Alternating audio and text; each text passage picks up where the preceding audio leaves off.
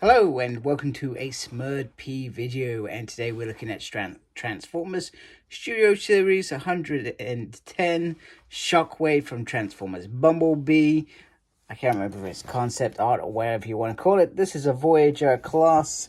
On the back, big screen inspired scale detail backdrop. That was terrible. Cybertron Falls. So this is from that opening scene where we saw, in fact, no, it's not concept art because we saw Shockwave. I think it becomes concept art if you haven't seen that character on the screen. So I don't think we saw Megatron, we saw Starscream, we saw Shockwave, we saw Soundwave, for example. I finally figured that out. So 22 steps to transform Shockwave. Shockwave commands the Seekers to destroy the launch pad, backdrop included, which we've just mentioned. So let's get this figure out of the box and have a closer look. Okay, very quickly, because everybody who watches my videos knows that I'm not a fan of backdrops. However, it is very cool backdrop of Cybertron. I in my opinion, you probably cut them out, and it would be cool if you could combine them to make one big backdrop. I think that would be quite cool. But like this, they're bulky and just not needed, and would take up far too much room on a shelf, rather than it just being individual characters next to each other, etc. So, but that's just my opinion on these. They are cool otherwise. So let's have a closer look at Shockwave. This figure is absolutely incredible. I'm loving the sort of the G1 style purple on there. Got a nice, beautiful head sculpt, which is exactly Shockwave. I'm not sure whether it's an eye or his mouth or whatever it is. I never have. I don't think anybody has. But, just like the detail on here, which I really like, the sort of the not orange, it's sort of like a brownie color, just shoved in there. Just, it just makes it look really mechanical, etc., which I do like. And it continues all the way down to the feet. Quite a solid piece as well. And even if you go around the back, this is quite solid as well. I mean, there are a couple of minor gaps, but we're talking minor. So it will be interesting when we transform Shockwave on how he ends up looking. He has these pieces here, which look great. And he has the wire. It's quite a flexible long wire, which I really like for the gun, which once again looks great. Nice mechanical piece. Has a decent sized gun at the end.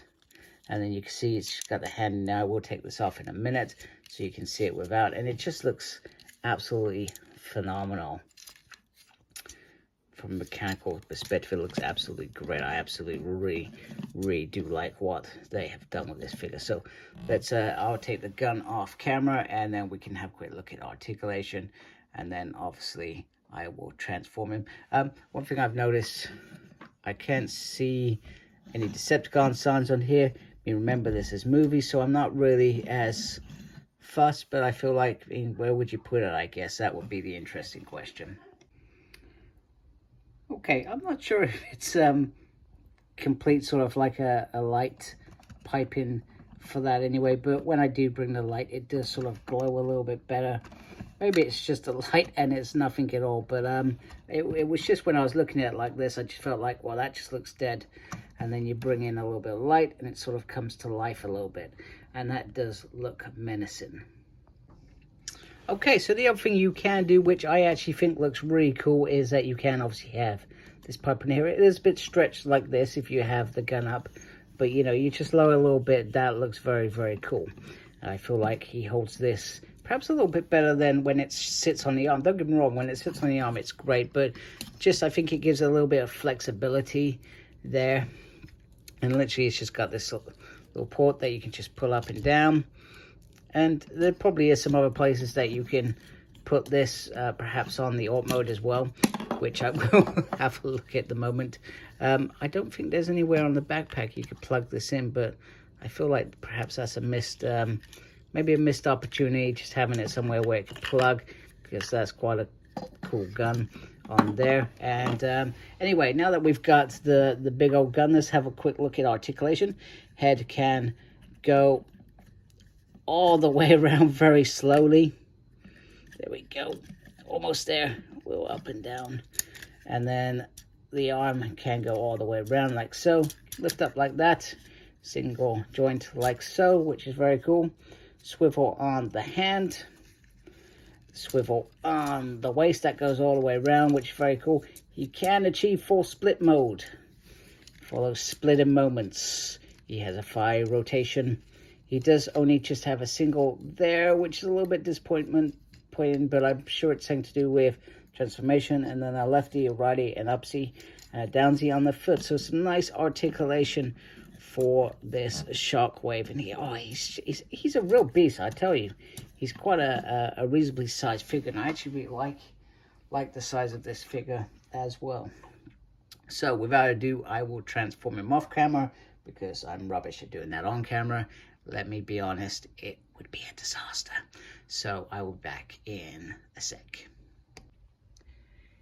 Here is Shockwave's ARP mode, and the transformation was a lot of fun.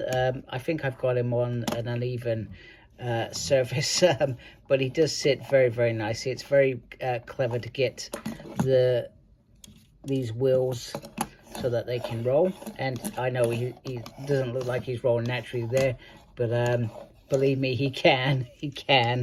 And he is in the right positions that he should be in. Maybe I've done it wrong there.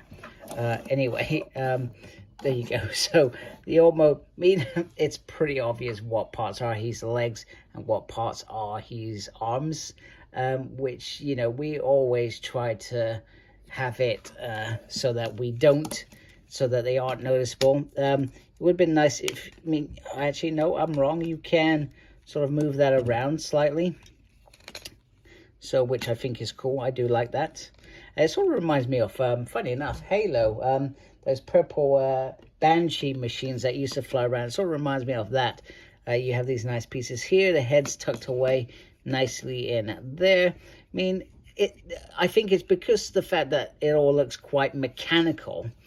If it wasn't so clear that it was mechanical, this would look crap. But because it all looks mechanical, it all looks like it works really well. I mean, don't get me wrong, it's not a sort of perfect Cybertronian tank. They've not tried to cover here or here. There are big gaps, but, you know, this works. All he wants to do is skirt along, blast some auto scum, and go off, etc., so to speak. But yeah, I think this works for Shockwave.